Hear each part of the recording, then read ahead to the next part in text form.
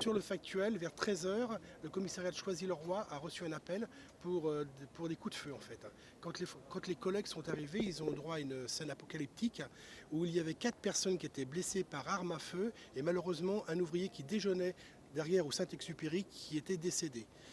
Sur le factuel, on sait d'une manière certaine que des individus n'étaient pas venus par hasard et que les individus qui ont été blessés, on pense que c'est dans un cadre de reconquête de territoire. Ils ont été blessés à l'aide d'armes lourdes. La voiture qui a servi à leur déplacement a été retrouvée carbonisée un peu plus loin sur le département.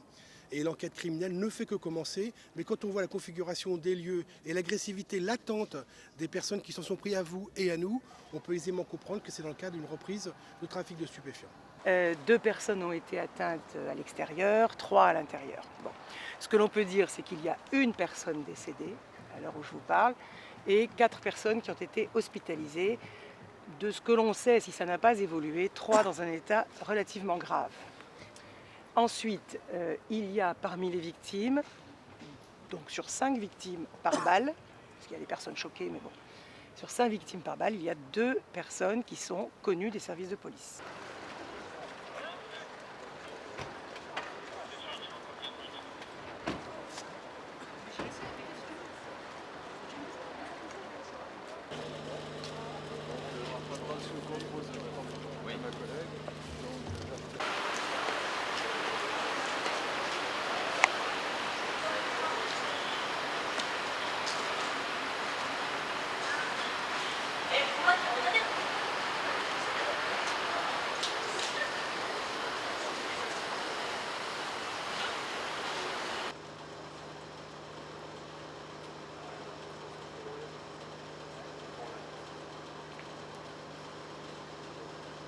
J'étais toute la journée à Lorient auprès des gendarmes et des policiers.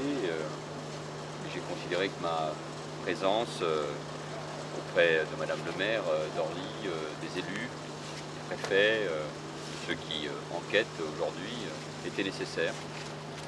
Pour dire que ces règlements de compte probables sont inacceptables, insupportables.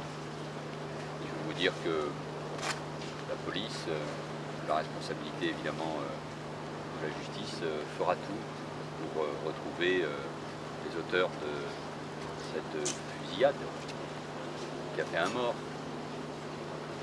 des blessés, et qui évidemment auprès de la population sème l'effroi, car on se dit on peut aller prendre un café tranquillement et subir la pire des manières, ce coup-là que je suis venu témoigner de ma solidarité à l'équipe municipale et mon soutien aux enquêteurs. Quand il y a ce type de drame, le ministre de l'Intérieur doit être là pour être auprès de tous ceux qui, d'une manière ou d'une autre, ont subi cet acte. Nos sociétés sont violentes et le trafic de drogue, mais ça n'est pas nouveau. Même s'il y a des résultats grâce au travail des enquêteurs. Et le trafic de drogue amène à des rivalités, à des guerres, à des partages de territoires. Il crée une économie souterraine. Il corrompt une partie de notre jeunesse. Et donc la société ne peut pas accepter cela. Moi je veux dire à nos compatriotes la très grande détermination du président de la République, du Premier ministre, du ministre de l'Intérieur, comme de la garde des Sceaux, pour lutter contre ces faits. La rénovation urbaine de cette ville, la présence de la police sont des éléments. Mais il faut évidemment aller au plus profond pour en finir avec cette gangrène